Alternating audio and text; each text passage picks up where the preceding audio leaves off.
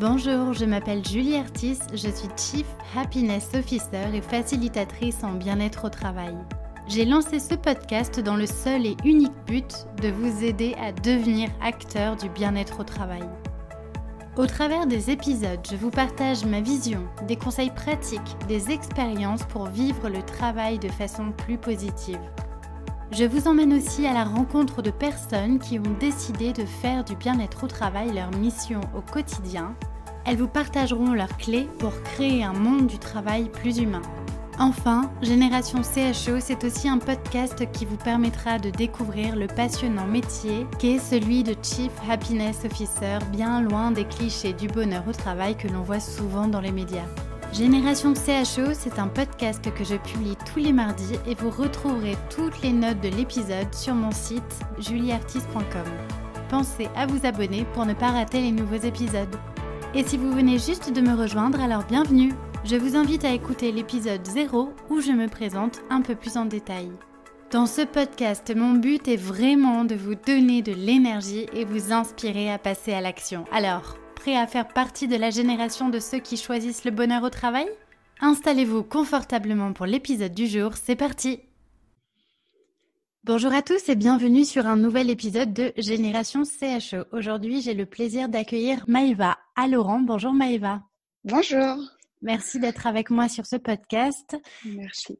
Alors, tu es Office et Happiness Manager chez Maison du Monde, une grande enseigne, je pense, qu'on ne présente plus, qui est reconnue dans le secteur de l'ameublement, de la décoration. Oui. Et je suis très contente de te recevoir sur cet épisode pour que tu nous apportes ce regard, disons, Office Manager, que j'avais pas trop abordé jusqu'à maintenant dans Génération CHO. Voilà, j'ai l'impression qu'on parle énormément de Chief Happiness Officer, mais il est encore rare en France que les postes de CHO à plein temps émergent dans les entreprises. Et donc, c'est bien souvent l'Office Manager qui va un peu récupérer ce rôle-là en ajoutant une corde un petit peu happiness, on va dire, à son arc. Alors voilà, j'aimerais que tu nous partages ta vision du métier, ton quotidien en tant que Office et Happiness Manager. Et pour commencer, ma première question, c'est pourquoi fais-tu ce que tu fais aujourd'hui? Comment tu en es arrivé là? Alors, comment j'en suis arrivée là? C'est une suite logique de mon parcours. J'ai toujours été attirée par tout ce qui était bien-être et en entreprise et tout ce qui était animation, communication interne, etc. Donc, je suis arrivée à faire mes recherches sur ce poste comme ça. Chez Maison du Monde, en fait, moi, je suis vraiment centrale. Ma mission, je suis sur le siège de Paris, là où il y a les équipes digitales. Et du coup, mes missions, c'est surtout d'être le point central de communication. C'est-à-dire que je vais être un relais de communication en interne pour diffuser des informations liées à la vie du site. Je m'assure aussi que le cadre soit optimal pour travailler dans de bonnes conditions. Donc là, ça va être vraiment la partie Office Manager. Et je vais veiller au climat social pour entretenir une bonne ambiance globale, proposer des moments de partage pour que tout le monde se connaisse mieux, tout ça ayant pour but de favoriser par la suite une meilleure entraide et cohésion entre les équipes. Donc, d'accord. Voilà.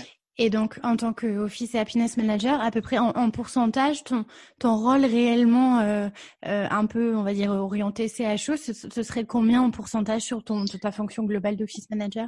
Alors pour moi, chez Maison du Monde, je pense que je suis à 40-60, voire 30-70, quoi, un bon 70% d'happiness. D'accord. Parce que lié à la structure de l'entreprise qui est très bien organisée et il y a beaucoup de services qui vont faire les choses on va dire à ma place sur plein de missions qui sont liées à l'office management, à la gestion des services généraux, aux achats, aux travaux, à la maintenance, etc. Donc tout ça, il y a des services bien dédiés. Donc du coup, j'ai beaucoup de temps pour me consacrer à l'happiness pour les équipes parisiennes. Et donc voilà, c'est une grosse partie de mon travail. Il y a combien de personnes au total, du coup, là où tu es? Sur Paris, au siège, on est bientôt presque 200, je pense. On est sur 2 étages. Voilà. Et donc, avant que tu arrives chez Maison du Monde, est-ce que chez Maison du Monde, il y avait déjà cette culture un petit peu orientée qualité de vie au travail? Il y avait une ouverture déjà là-dessus? il y avait déjà une ouverture. Après, la personne qui était là avant moi, je pense qu'elle était moins spécialisée dans ça.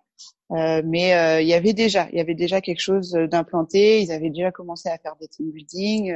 Il y a toujours une grosse soirée annuelle à Noël. Enfin, il y a vraiment des actions avec des séminaires, etc. Un point mensuel. Il y avait des choses mises en place. Moi, je suis arrivée, j'ai un peu peaufiné le tout et apporté ma petite touche supplémentaire. Ok. Est-ce que tu peux nous parler un petit peu de ton quotidien? Est-ce que du coup, il y a des actions récurrentes que tu fais dans ton rôle qui vont permettre justement de dynamiser un petit peu cette culture d'entreprise, le quotidien des collaborateurs? Est-ce qu'il y a des choses qui reviennent souvent? Et il y a des choses. Alors déjà, on organise un point mensuel avec toutes les équipes, 100% des équipes de Paris sont invitées et les équipes. Alors parce qu'on a un siège à Nantes, donc les équipes qui sont à Nantes mais qui sont rattachées à la direction qui sont situées à Paris sont connectées aussi en visio et en audio sur cette réunion qu'on fait dans un auditorium. Et du coup, ça c'est vraiment quelque chose que je me focalise à vraiment entretenir. Où je fixe vraiment toutes les dates de l'année. Là, on a déjà jusqu'à décembre nos dates pour se réunir une fois par mois et échanger sur tous les sujets qui nous concernent, que ce soit les projets professionnels que chacun entretient dans son service ou les sujets de la vie de l'immeuble et de la vie dans l'entreprise. Donc, c'est vraiment le point le plus récurrent et qui est très important pour avoir des échanges, parce qu'en plus, il y a toujours un Q&A à la fin où tout le monde peut poser des questions à la direction et vice-versa. Donc, c'est vraiment le truc le plus ponctuel qu'on fait et qu'on ne rate jamais. Et tout le monde joue le jeu et on fait participer quand on a l'occasion les équipes pour qu'elles puissent aussi intervenir devant tout le monde, présenter leur projet. Voilà, qu'on puisse ensemble célébrer des réussites aussi, donc ou même des échecs, on en parle aussi des fois. Donc voilà. C'est important aussi. Et du coup, c'est super, c'est intéressant de effectivement ritualiser ce genre de moment où chacun peut déjà se retrouver autour d'un temps fort et effectivement de libérer la parole et permettre à chacun de vraiment s'exprimer. C'est super intéressant. Est-ce que du coup, certains besoins des collaborateurs ont été remontés, ont abouti derrière à des actions qui ont été mises en place chez Maison du Monde? Il y a eu des choses qui se sont passées? Alors, j'ai pas comme ça tout de suite d'idées concrètes, mais alors oui, c'est vrai que c'est sûr qu'il y en a eu parce qu'à chaque fois, à chaque fin de réunion, j'envoie toujours un sondage et pour récolter les retours, même pour évaluer la séance qu'on a faite et avoir les prochaines questions pour les prochains points et avoir les avis de chacun sur chaque sujet, vraiment avoir les feedbacks de ce que les gens veulent aussi avoir sur les points mensuels, ce qui était bien, ce qui était pas bien. Et après, on corrige avec les managers, on fait un point, on se dit, voilà, les résultats, les équipes veulent ça, là. C'est plus facile par le biais de sondages d'avoir les feedbacks, puisque il y a des personnes qui n'osent pas s'exprimer devant tout le monde. Des personnes qui n'oseront pas poser certaines questions, qui vont se dire, voilà, on va me juger, on va croire que je suis comme c'est comme ça. Alors, le sondage, c'est très bien. C'est anonyme, tout le monde se lâche. Peut-être trop parfois, mais c'est très bien. Bon, on est dans la transparence. Et oui, du coup, après, il y a des actions qui sont mises en place. Mais là, tout de suite, j'avoue que j'ai pas d'exemple parce que. Alors, en parlant de sondage, est-ce que vous utilisez un baromètre? Parce que bien souvent, on dit, voilà, c'est bien joli de parler de qualité de vie au travail, mais aussi, il faut aussi mesurer dans le temps la pertinence de ces actions. Est-ce que ça fonctionne pour les collaborateurs? Est-ce que vous utilisez un outil qui vous permet un petit peu de sonder comme ça la température de bien-être, j'ai envie de dire, chez Maison du Monde? Alors, il y a un baromètre social interne qui est réalisé tous les ans. Et là, pour le coup, c'est un sujet qui est vraiment pris par les équipes, la direction RH.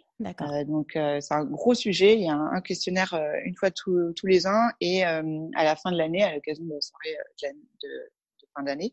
Par exemple, cette année, on a une grosse plénière et du coup, notre directrice générale a fait un débrief des résultats pour dire voilà les choses qu'elle avait vues, lues et que effectivement, il y a des actions mises en place suite aux résultats et que tout est bien écouté, quoi. Il y a vraiment une attention particulière à ces retours-là de la part de la direction et c'est quelque chose qui est très récurrent, qui se fait c'est sur tous les ans. Après, peut-être que il y a des directions qui le font plus souvent, mais donc global, c'est un outil externe que vous utilisez, c'est ça, hein, Oui, du coup, vu l'échelle de nombre d'effectifs qu'on a, oui, c'est une prestation externe qui lance le questionnaire, qui est assez long, et après ils nous fournissent tous les résultats.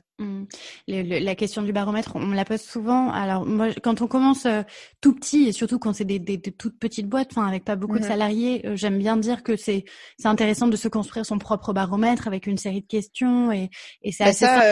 C'est vrai que moi, dans mon ancienne entreprise, je travaillais avant chez Coyote et je le faisais en fait. Je m'occupais de la direction des magasins et du coup pour tout le réseau et la partie du siège qui s'occupait du réseau, j'avais créé ce baromètre que j'avais fait sur un Google Form. Oui, voilà, ça peut être très simplement. C'est très très simple à faire. Ça prend beaucoup de temps par contre à extraire tous les résultats, à les débriefer correctement.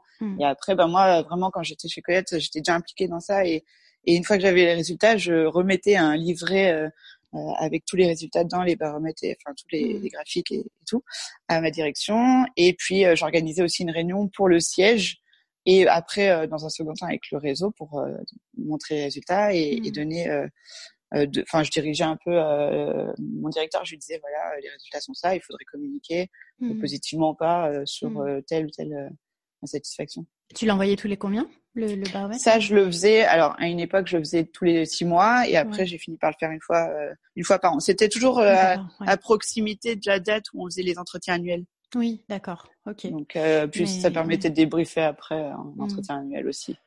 Mais bon, voilà, oui, c'est intéressant. Ça montre qu'on peut le faire simplement si, voilà, on a quand même du temps à passer dessus parce que ça peut devenir très chronophage. Et c'est vrai que idéalement, après, c'est bien aussi de passer par des outils externes qui sont vraiment conçus qui sont paramétrés pour et qui permettent de nous faire gagner beaucoup de temps sur ça. Mais le baromètre, je pense qu'il est très important pour avoir une température là-dessus. Et du coup, ton positionnement par rapport à la direction RH, est-ce que du coup, vous travaillez un petit peu en symbiose sur ces actions un peu orientées QVT? Comment tu te positionnes par rapport à la RH? Parce que le sujet est un peu, je vais pas dire tendu, mais parfois c'est un peu sensible entre le CHO par exemple et le responsable RH. Pour moi, un responsable RH devrait être un peu CHO, mais bon voilà, on a tous des contraintes de temps et je pense qu'il y a un petit peu toutes les tâches administratives qui prennent énormément de temps et qui parfois empêchent de se questionner vraiment sur l'expérience collaborateur en tant que telle. Quel lien toi tu as avec le service RH? Alors, le lien que j'ai avec le service RH, en fait, chez Maisons du Monde, c'est un peu particulier parce que historiquement, le siège parisien, il y avait que la direction marketing et du coup, le office manager était rattaché à la direction marketing. Donc aujourd'hui, moi, je suis arrivée et j'ai été rattachée, comme dans l'historique, à la direction marketing. Par contre, effectivement, je travaille un peu avec le service RH, mais pas encore à 100%. Ça va venir parce que je mets tellement d'actions et j'ai vraiment un souhait de travailler sur des sujets comme ça avec eux, donc ça va venir. Mais pour le moment, c'est des sujets qui sont, en tout cas pour tout ce qui est baromètre, etc., c'est vraiment 100% maîtrisé par leur service. Moi, je suis arrivée il y a pas très longtemps, donc je suis pas encore 100% impliquée dedans, mais ça va venir. En tout cas, ton appétence pour ce sujet de la qualité de vie au travail, elle est là depuis un certain temps, à ce que j'ai cru comprendre. Qu'est-ce qui t'a donné envie de t'intéresser véritablement à ce sujet-là? En fait, j'ai travaillé quand même 8 ans pour la société Coyote avant d'arriver chez Maisons du Monde. Et je suis arrivée, j'étais assez jeune. C'est quel secteur d'activité, du coup? Coyote, ils font des assistants d'aide à la conduite. C'est des petits appareils qu'on met dans le véhicule. Oui, exact. Quand on conduit et qui nous alertent quand il y a des accidents, des aléas sur la route, etc. Et du coup, quand je suis arrivée assez jeune chez eux, j'avais 21 ou 22 ans. J'ai changé souvent de poste et de service et j'ai vu beaucoup de collègues profondément insatisfaits parfois. Et moi, je comprenais pas du tout à l'époque parce que j'étais assez jeune, je manquais de maturité et de hauteur pour comprendre comment ces personnes en étaient arrivées là. Et parce que moi, tout se passait bien, j'étais très contente.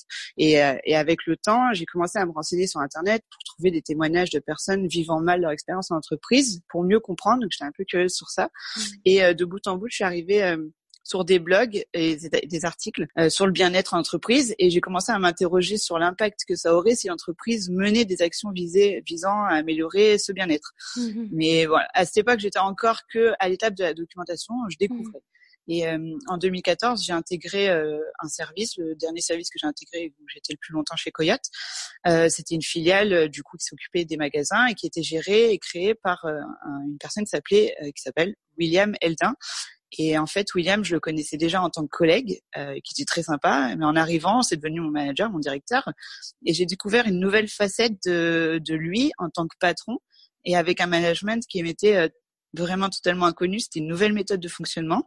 Il a été très attentif à l'écoute et voilà, dès le début, il m'a dit libère ta créativité, sois innovant, fais des erreurs, tu vas voir, c'est comme ça que tu progresseras. Ici, on est tous ensemble, on est en famille, on est toujours là les uns pour les autres. Donc, sois bienveillante dans tout ce que tu fais. Le vrai manager bienveillant. Voilà. Et voilà, sois vraiment bienveillante parce que il faut que tout le monde kiffe sa journée. Et c'était comme ça qu'il parlait et c'était vraiment très, très agréable. Et je me suis dit, waouh, mais c'est la première fois que j'arrive dans une entreprise ou dans un service où en fait, on me donne pas des objectifs purement factuels et chiffrés dès le début, mais purement ciblés sur l'humain avant tout. Et j'ai eu un déclic, je me suis dit, waouh, mais c'est ça que j'aime et je veux que tout le monde ressente cet accueil chaleureux et motivant, que tout le monde ait cette satisfaction au travail, de bien-être quand il arrive le matin. Et comme j'ai dit, enfin, c'est vraiment pour le coup dans ma personnalité de partager des ondes positives. Et avec William, j'ai découvert que c'était en fait possible d'avoir ce fonctionnement basé sur le bien-être au travail pour une meilleure productivité et une meilleure cohésion d'équipe, en fait. Et que ça fonctionnait en fait. Et j'avais jamais vécu ça. Du coup, quand je suis arrivée, je me suis dit, punaise, en fait, ça existe en fait. et je veux vraiment du coup aller dans cette direction. Et donc voilà, c'est comme ça que du coup je me suis vachement intéressée au bien-être au travail et voilà, je trouvais ça hyper passionnant en fait, dès le début. Ah, c'est chouette. Est-ce que tu as suivi des formations? Tu t'es formée sur ce sujet-là ou vraiment tu as fait les choses avec le cœur et avec beaucoup de bon sens?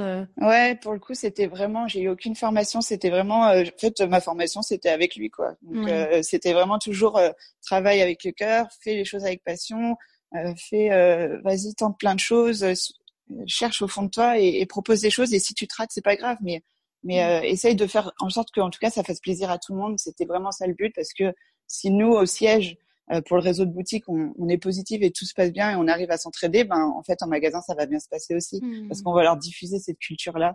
Et du coup, c'est un vrai cercle vertueux, en fait. Exactement. Et du coup, voilà, j'ai été emballée direct. Je me suis dit, le bien-être, c'est mon truc. C'est super. Et donc, c'est lui qui a été le déclic en partie, j'ai envie de dire. Mais c'était il y a déjà enfin, tu parles de 2014, moment, du coup, c'était, enfin, même si la qualité du travail, on en parle quand même depuis longtemps.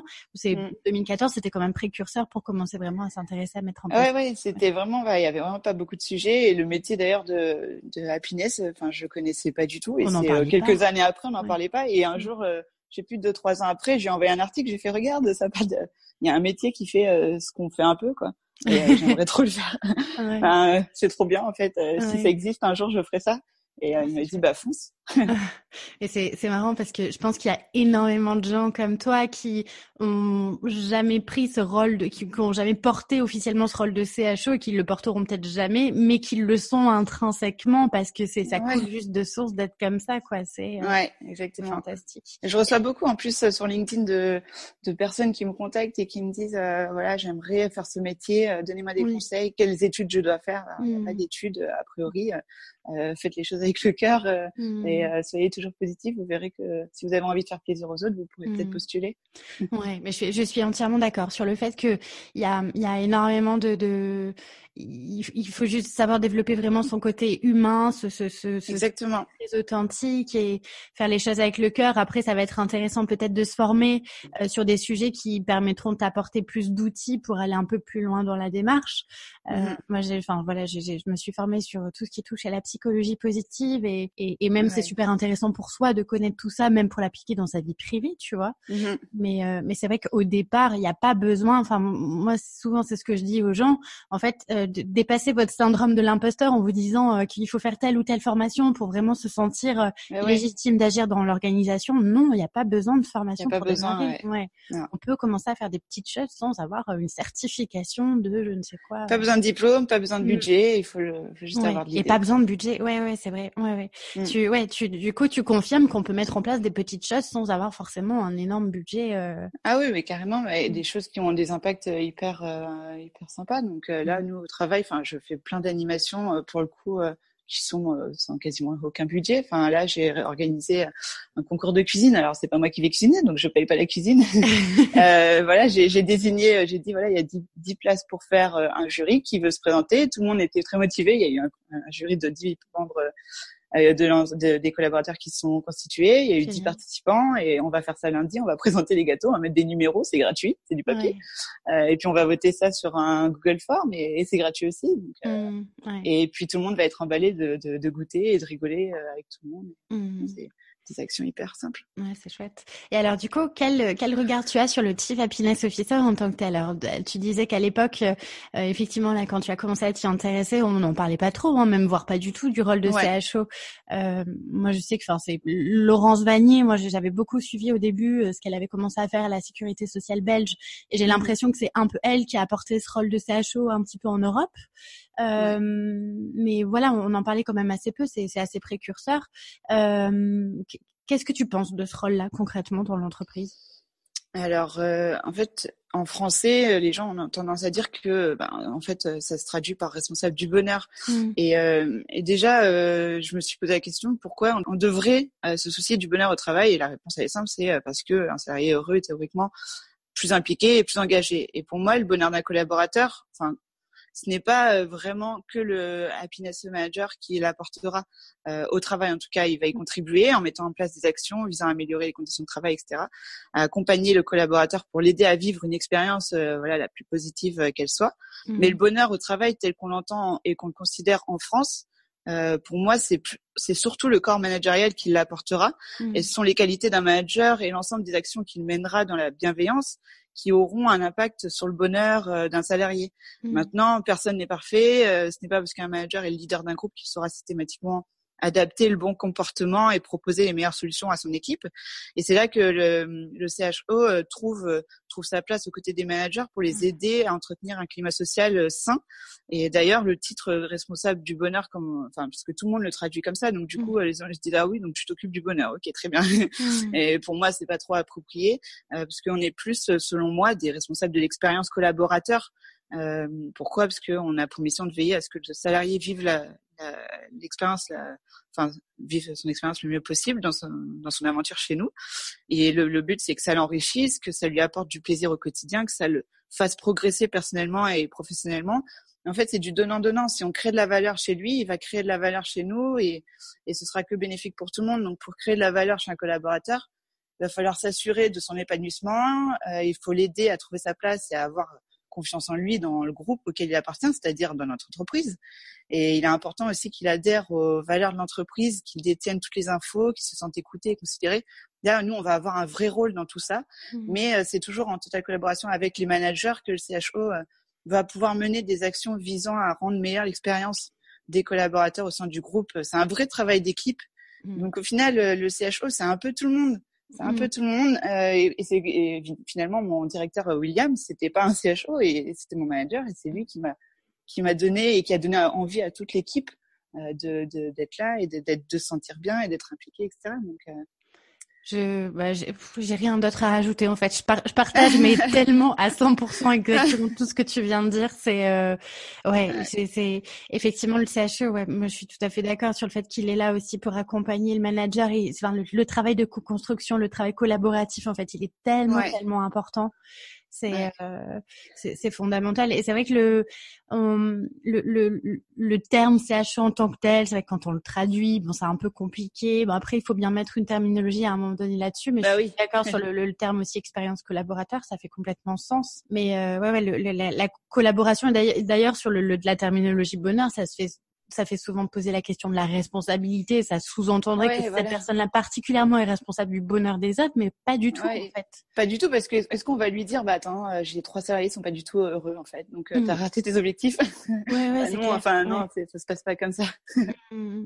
Et si tu devais donner ta définition du bonheur au travail, qu'est-ce que ce serait? Pour moi, le bien-être au travail, le bonheur au travail, ça arrive pas dans ce qu'on obtient, mais plus dans ce qu'on devient. Parce que, par exemple, c'est pas parce que j'ai eu, la promotion que j'attendais tant que je vais me sentir mieux, parce que ça dépend du contexte et de l'environnement dans lequel ça s'est passé. Dans cet exemple, c'est ce qu'on va devenir humainement et professionnellement qui va définir en fait notre niveau de bien-être au travail. Et ça, c'est un ami du coup qui était directeur aussi chez Coyote, qui s'appelle Stanislas Maillot. Aujourd'hui, il est coach de vie. Et du coup, c'est un des meilleurs amis de William. Et il me manageait aussi. Et il m'a appris vraiment beaucoup de choses, parce que lui est vraiment très ciblé sur tout ce qui est psychologie positive, etc. Et quand il m'a fait comprendre que mais c'est pas parce que tu vas avoir ce poste que tu vas être heureuse, mais c'est vraiment dans ce que tu vas devenir et ce que tu vas créer après avec ce poste qui va faire que tu vas être bien. Et c'est pareil pour tout le monde, en fait, dans les collaborateurs dans ton entreprise. Il faut que tu fasses en sorte que eux se sentent bien et qu'ils deviennent de bonnes personnes et qu'ils soient épanouis et pas juste qu'ils aient du café le matin. Enfin, voilà, quoi. Ouais. C'est super intéressant. Oui, c'est finalement quel impact tu vas avoir aussi pour cet écosystème global de l'entreprise, pour le monde. Ouais. Enfin, c'est super intéressant. C'est ça. Et est-ce que chez Maison du Monde, par exemple, on parlait de terminologie, donc parfois on parle de bien-être au travail, de bonheur au travail, de qualité de vie au travail. Quelle est la terminologie qui fonctionne le plus, par exemple, là, de ton expérience? Et est-ce qu'il y a par exemple, parler de bonheur au travail, quand on parle à tes collègues de travail, ça refroidit complètement? Là, ça refroidit pas trop parce que du coup, ils se sentent bien depuis que je suis arrivée, que je mets pas mal d'actions et qu'on entretient la communication, les échanges avec les managers, etc.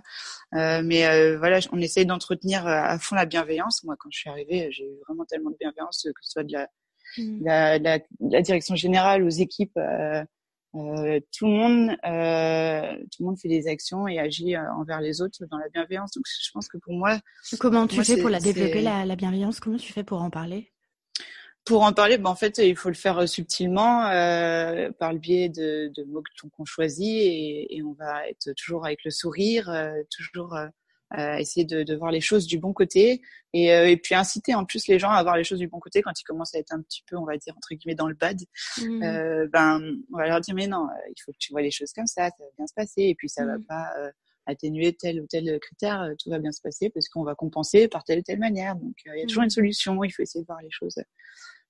Voilà, et puis tout le monde est assez engagé dans ce qu'il fait, et aime ce qu'il fait. Donc on dit tout le temps, voilà, si tu aimes ce que tu fais, tout va bien se passer, fais-le avec passion, et puis on acceptera les erreurs parce que on sait que tu aimes ça et que tu as essayé. Il faut essayer.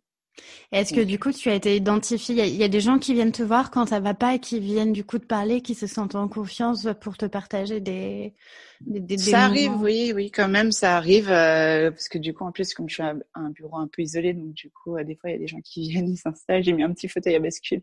C'est trop mignon quand ils viennent discuter un peu. Je sens qu'ils ont besoin de papoter, et du coup, moi, je pose des questions, je m'intéresse aux gens, parce que ça me fait plaisir aussi de m'intéresser. Je le fais pas obligatoirement comme ça, en me forçant, mais on échange. Je partage aussi un peu ma vie, pour que les gens se disent bon, au final, tout va bien, quoi.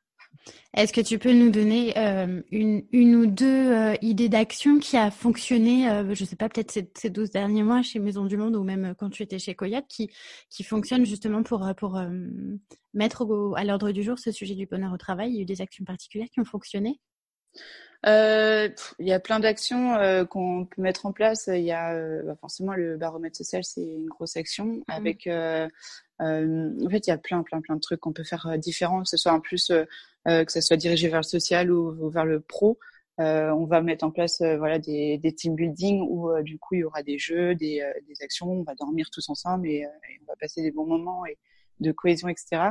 Et puis j'ai organisé aussi des séminaires où là c'était plus chez Coyote, où du coup je demandais par exemple aux équipes qui sont sur le terrain, qui est-ce que vous voulez rencontrer au siège. Il y a forcément, on ne rencontre pas tout le monde, on n'a pas toujours l'occasion. Est-ce qu'il y a des choses que vous ne comprenez pas? Alors, tout le monde m'a répondu à un sondage et m'a dit voilà, les RH, je comprends rien, j'ai plein de questions, j'aimerais bien les rencontrer, j'aimerais bien rencontrer tel service. Donc j'ai organisé des semaines où je faisais monter à Paris plusieurs personnes du réseau, et je convoquais la direction, et je leur disais tel jour, si vous êtes dispo, ce serait cool de passer 2 heures avec les équipes terrain pour leur expliquer et répondre à toutes leurs questions, et qu'il y ait un vrai échange, et qu'ils se sentent pas que vous êtes le siège et on peut pas vous parler. Donc créer vraiment du lien comme ça, qu'ils se sentent vraiment dans l'entreprise. Donc c'est des actions, et puis ça coûte toujours rien, encore une fois. Donc, Ouais. Puis apporter un maximum de transparence, c'est effectivement exactement, transparence, leur rassurer tout le monde en disant voilà, la communication, elle est possible à tous les niveaux, en fait. Il n'y a pas de crainte à avoir. On échange, on est presque en famille, donc on est tous les jours ensemble, donc il faut pas avoir peur, quoi. Et tu as en termes d'outils, est-ce que tu as un plan d'action vraiment ficelé où tu sais exactement mois par mois ce qui va se passer en termes d'action, un petit peu comme ça, expérience collaborateur, ou c'est un peu aussi au feeling selon les remontées que tu as? Alors, je pense que c'est quelque chose qui se fait, à mon avis, maintenant, je parle en expérience de cause, mais parce que chez Coyote, j'ai commencé à le faire un peu à l'impro comme ça, et puis après, d'année en année, je me suis dit, je vais faire un plan pour toute l'année, donc j'avais un plan. Ouais. C'était vraiment bien cadré, et tous les mois, j'avais un truc hyper cool à faire. Donc, et puis je rédigeais des newsletters qui étaient tout le temps diffusés tous les mois. Et l'interne, newsletter interne. En interne, ouais, chez Coyote, et du coup, je rédigeais, je sais pas, c'était plus un journal interne, une vingtaine de slides. Avec des articles, avec des interviews de tout le monde en interne, etc. Et chez Maison du Monde, je suis arrivée en me disant j'ai un plan parce que j'ai l'habitude chez Coyote maintenant. J'arrive avec un plan et puis je suis tellement, comme c'était la première année de découverte, j'ai fait beaucoup d'impro, j'ai pas du tout respecté mon plan et là je suis arrivée en janvier, je me suis dit je vais faire un plan et puis j'ai encore eu plein de nouvelles idées qui sont arrivées. Je me suis dit bon, je suis pas encore prête pour faire un plan, je vais encore continuer un peu l'impro. Je me note mes idées et comme ça, quand je serai prête et que j'aurai exploité et que j'aurai plus d'idées, je vais ressortir le plan et je vais me dire bon, maintenant cette année on cadre, on va reprendre un peu ce qu'on a fait, on va essayer de trouver des nouvelles idées. Mais pour le moment, je pense vraiment que ça dépend du moment dans lequel comment on sent et de comment ça se passe dans l'entreprise. Vu que là, ça se passe bien, je me dis pas bon, je vais faire un plan à telle date parce que là, je pense qu'il y aura pas une baisse de motivation. Bon, chez Coyote, c'était plus facile à maîtriser parce qu'on savait avec les chiffres du réseau, etc. C'était vraiment les boutiques que je m'occupais. Donc, on savait que là, ça a été un peu calme. Là, ça va être le rush. Donc, on va faire des challenges, etc. Bon, là, au siège, j'ai pas encore assez de recul pour me rendre compte de l'activité, comment ça se déroule tout au long sur une année. Mais c'est intéressant et je pense que tu as raison. C'est important de peut-être avoir un plan, en tout cas une vision de un petit peu comment tu aimerais structurer les choses. Après, c'est important aussi de laisser parler un peu le feeling et de rebondir sur des choses qui se passent vraiment concrètement dans la réalité de l'entreprise et ce que je fais chez Maison du Monde, c'est que en fait on a une matinée d'intégration pour tous les nouveaux collaborateurs et régulièrement j'essaie d'y assister. Parce que on a les feedbacks des nouveaux collaborateurs, donc savoir qu'est-ce qu'ils pensent de leur intégration, qu'est-ce qu'ils ont eu, etc. depuis qu'ils sont arrivés.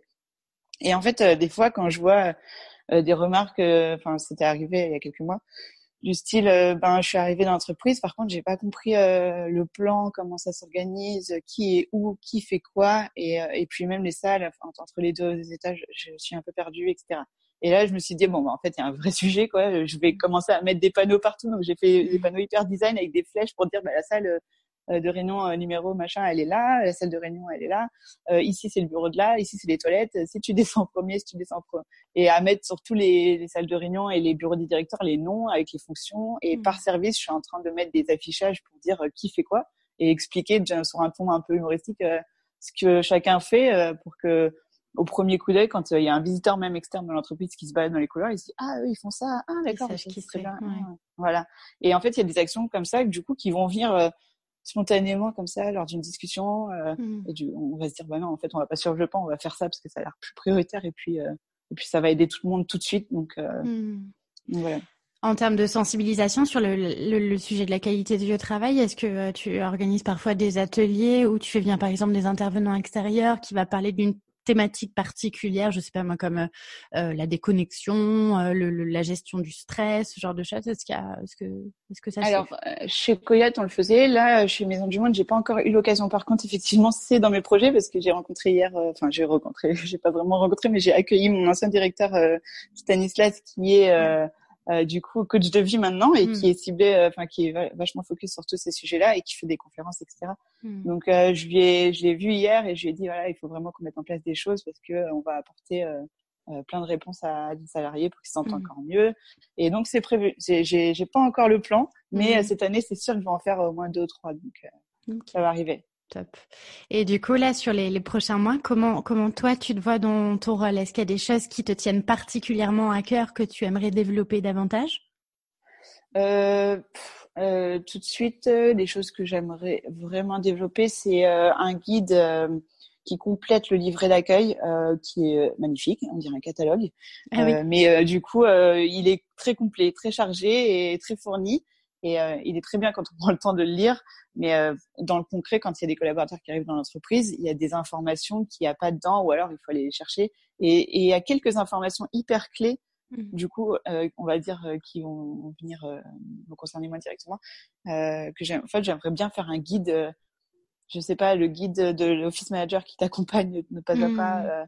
je sais pas comment je vais le renommer, mais je suis en train d'avoir une grosse réflexion sur ça. J'ai un cahier avec plein de notes et quand je vais le mettre en page, ça va être top. Ça va être vraiment un petit guide hyper simple avec comment je fais pour poser un congé. Hop, je te fais pas 3 pages. Tu cliques ici et après tu m'appelles si tu n'y arrives pas. Ouais. Oui, puis ça te permet aussi toi après de gagner du temps et tu leur dis référez-vous à ce document et puis si vraiment vous trouvez pas la réponse, vous me demandez. Mais ouais, voilà. Mais du coup, ça va être vachement synthétique en fait, beaucoup plus que le beau livre d'accueil qu'on a actuellement. Est-ce qu'il y a des choses particulières qui t'inspirent, sur lesquelles, je sais pas, des lectures, des choses qui t'inspirent dans la vie, du coup, que tu récupères après pour avoir des idées? Tu parlais de noter plein d'idées sur un cahier. Il y a des choses particulières qui t'inspirent? Pas particulièrement. Je regarde beaucoup tout ce qui se passe sur LinkedIn, les propositions. Je suis inscrite sur 2 groupes sur Facebook avec des office managers et on se partage les idées, etc. Et il y a des choses, des fois, même sur LinkedIn, en fait, je trouve sur certaines entreprises, c'est bien qu'elles partagent ce qu'elles font, je trouve, parce que ça m'inspire. Moi, je me dis, elles ont fait un concours de ça, mais c'est trop bien, en fait, ça développe ça. Et c'est comme ça, en fait, que je cherche mon inspiration. C'est par le biais des réseaux sociaux ou de forums, et après même en discutant comme ça avec des amis, et puis voilà que c'est vraiment par le biais de relations. Je lis pas un livre où je suis pas je vais pas suivre une personne en particulier. Je regarde un peu ce que tout le monde fait et après j'essaye de trouver ma propre idée et voilà quoi. C'est hyper important effectivement de trouver des points virtuels ou physiques où tu peux retrouver des personnes qui exercent la même fonction que toi et où tu as l'opportunité de partager des bonnes pratiques et puis aussi tu te sens un peu moins seule aussi dans ce rôle-là. Je pense que c'est important aussi Ouais. Est-ce que tu aurais un dernier conseil peut-être à partager à ceux qui nous écoutent et qui aimeraient passer à l'action en tant que CHE, office manager ou même juste salarié? Mon conseil, ça serait de surtout pas oublier de célébrer régulièrement les succès collectifs, parce que ça développe le bien-être, l'estime de soi et ça augmente le sentiment de fierté, l'appartenance à l'entreprise, donc même de fierté personnelle. Donc voilà, moi je pense que vraiment c'est un truc hyper important. Comme je disais, le point mensuel pour moi c'est le point le plus important. Si demain je suis plus là, je pense qu'il faut vraiment qu'il y ait quelqu'un qui maintienne au moins ça, s'il y a plus tout le reste. Et parce que voilà, au final, pour moi, la première richesse d'une entreprise, c'est son capital humain. Donc il faut entretenir du lien et célébrer tous les succès ensemble. J'adore. Parfait. Ce sera le mot de la fin. Du coup, merci beaucoup, Maëva. Merci. Je te souhaite de rester aussi engagée dans cette belle aventure dans le monde de l'entreprise. C'est top. Tu sèmes tes petites graines à ta façon et je trouve ça fantastique. Donc bravo. Merci beaucoup. Merci. Et pour ceux qui nous écoutent, merci beaucoup pour votre écoute et je vous dis à très bientôt pour un nouvel épisode. Salut! Voilà, c'est tout pour aujourd'hui. 1000 merci d'avoir écouté jusque-là. Une dernière petite chose avant de nous quitter.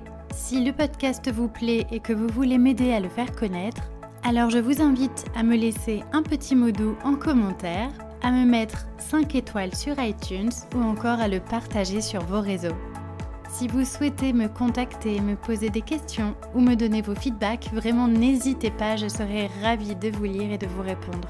Vous pourrez retrouver les notes de cet épisode sur mon site internet julieartiste.com et je vous donne aussi rendez-vous sur Instagram sous le pseudonyme Génération CHO pour partager davantage autour de ce passionnant sujet du bien-être au travail. Encore merci et à très vite pour un nouvel épisode.